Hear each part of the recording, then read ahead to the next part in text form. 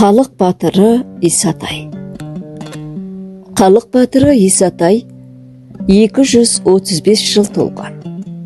Азаттық үшін күресіп, ерлікпенен көз жұмған. Аты қалды тарихта даңқы өшпес жаңғырған.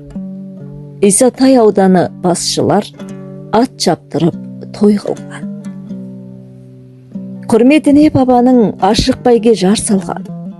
Тұшығыды қалаңы ат дүбірінен шаң болған.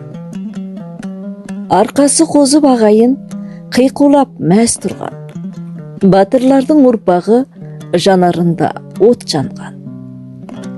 Атқа қонып балалар өр рухы оянған. Жүйріктер келіп жан жақтан аламанды қыздырған.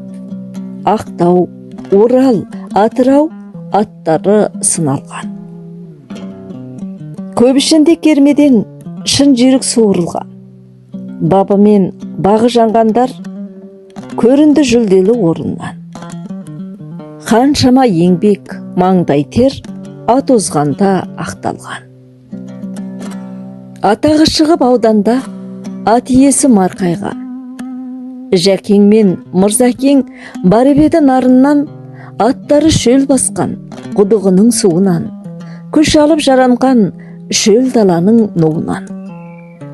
Ауданға жүлде әперді, 2-3 орын бұйырған. Жақсы көрсеткіш кіл жүйріктен қалмаған.